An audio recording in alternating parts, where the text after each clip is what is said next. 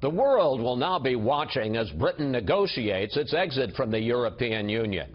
As the UK heads into uncharted territory, some are wondering what led voters there to take such a momentous step. Correspondent Doug McElway reports on whether today's decision is part of a bigger trend around the globe. Britain's exit from the European Union is already igniting a fire that has been smoldering across Europe. Populist and right-leaning forces in France, for example, have been gaining strength and are calling for their own exit. The French as well must have the opportunity to choose the way to freedom that will give back to France its full and entire sovereignty. Polls show that a majority of the Dutch want to put an EU exit to a vote. I'm very jealous, and I'm trying to achieve the same in the Netherlands next year. Interest in a European Union breakup has spawned a tidal wave of Brexit variations, including Italy, Checkout, Austria La Vista, Finish, Slovakia, and Departugal. As in the U.S., Europe is rebelling against what millions see as government by the elites.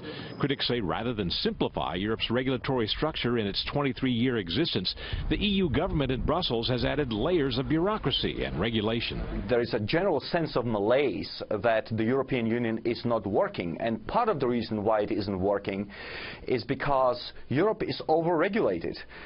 Power has been increasingly centralized in Brussels. Europe's unease also mirrors U.S. worries over uncontrolled immigration, the resultant crime, terror threats, and failure by some populations to assimilate into the broader culture. People want to see borders.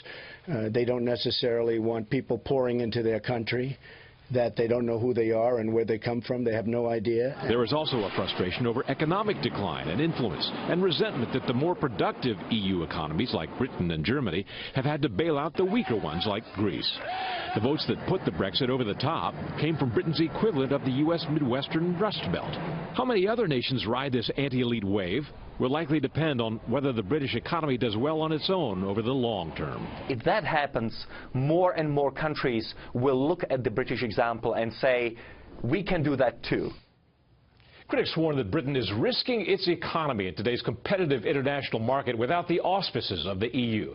But Britain has a long history of thriving in international trade, having been its leader for the better part of the 18th, 19th, and part of the 20th century. Chris? More on all of this with the panel. Doug, thanks.